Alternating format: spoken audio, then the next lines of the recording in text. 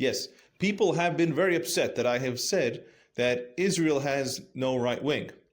And the reason why I said it was because I meant it, and I mean it. What about Smotrich and Ben Gvir? How could I say that Israel has no right wing? What about them?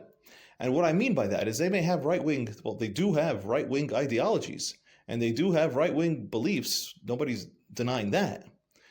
But if I go to my mechanic and I say my mechanic is a great storyteller, he's funny, he's engaging, I love him, but every time I leave, he overcharges me and my car breaks down.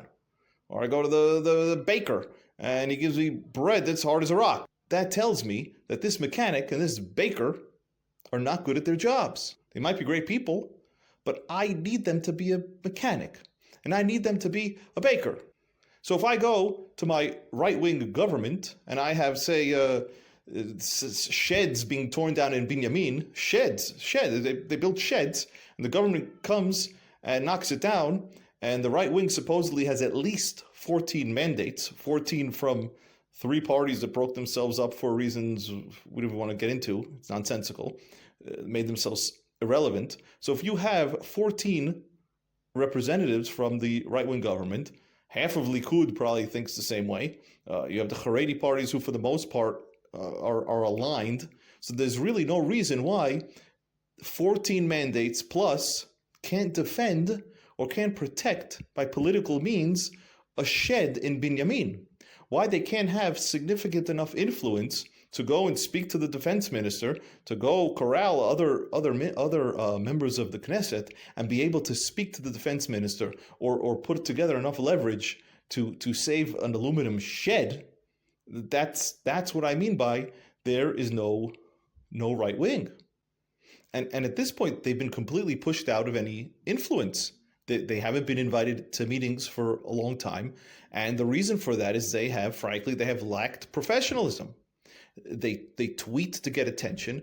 They're doing these things where really all they had to do for the first 6 months of the coalition was to show professionalism, show that the mid-level Likud Knesset member can rely on them. And then if they could rely on them to be professional and not say outrageous things or tweet outrageous things, whether they deem them outrageous or not, but still to toe some kind of line and have some restraint, then the Likud member could say, I could work with these people, publicly I could work with these people, and then when I need help for legislation, or they need help for legislation, or I need help for influence, they need help for influence, it's possible. So that's what I mean by mechanic and baker. You could take somebody who's good at a skill, who could be a good organizer, a good speaker, but when you're in the Knesset, you need a politician. And a politician is going to have to make alliances. He's going to have to make friends. He's going to have to peddle influence. It's not a negative term when you're talking politics. That's what politicians do.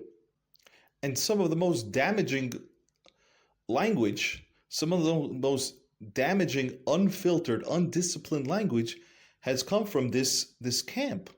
When the judicial reform protests exploded into a nationwide issue of religion and dictatorship, it's because one member of the Knesset from this camp tweeted out that they should arrest Lapid and they should arrest Golan. And after that, it became a national issue.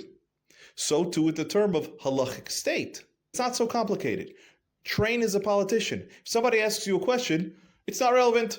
Not relevant. It's hypothetical. There are 3 or 4 keyword answers that could transition you very well to not be in this situation.